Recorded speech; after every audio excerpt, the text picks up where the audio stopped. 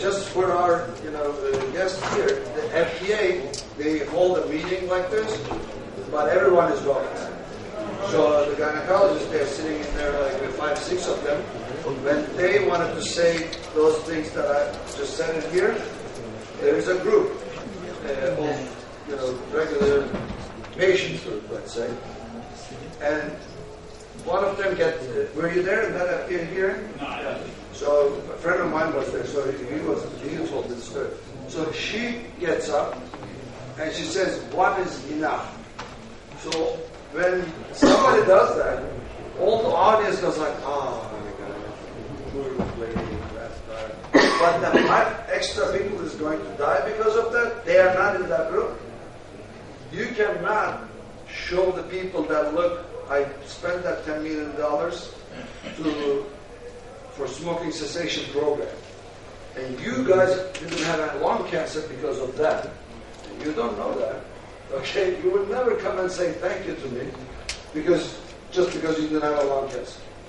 Well, the other issue which I think looms large here is that the Brigham and Women's Hospital got more adverse publicity out of this single case than they have had in the history of the hospital. They got hit by every single major newspaper in the United States. So that's why the hospitals are definitely afraid of having one of these cases. And it's in litigation right now. It is still ongoing. We'll see what happens. But then again, it's multifactorial. It's not like one easy fix. It's an unfortunate thing that happens to it. On the other hand, we shouldn't cause more mortality or morbidity. You could actually make an argument that if you were more aggressive about removing leiomyomas and you would pick up the disease earlier, you might even improve the prognosis of uterine leiomyosarcoma with early diagnosis. Because a number of our patients have an early diagnosis and are like 3 years out cured. This is a great point, and I forgot to mention about this. Let's say this group wins the argument. So you know what's going to happen, how it's going to affect the medicine?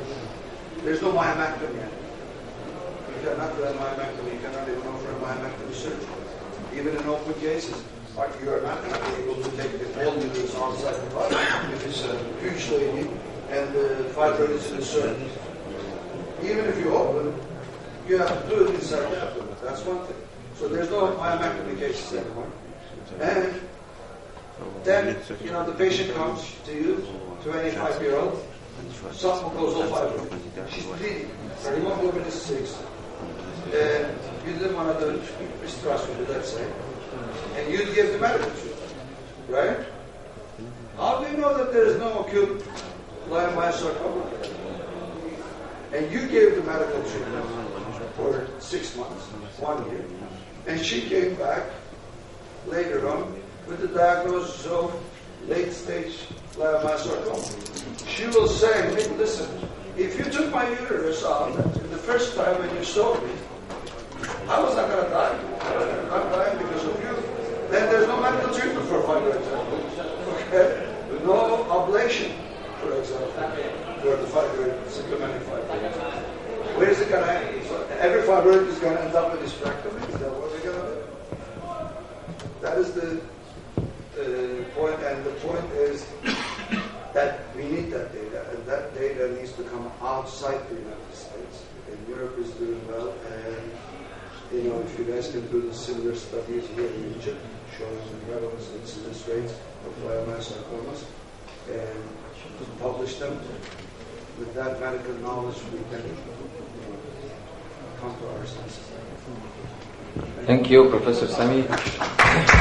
And reminding you, tomorrow after the Goma prayer, we have the panel discussion of tumor board. The meet the expert at 1:15, and all of you are invited to attend this panel. At the end of the session, I would like to thank all the speakers my co-chairs, Professor Ahmed Skitori, Professor Ahmed Morsi, and all of you, and thank you for this very long marathon. Thank you.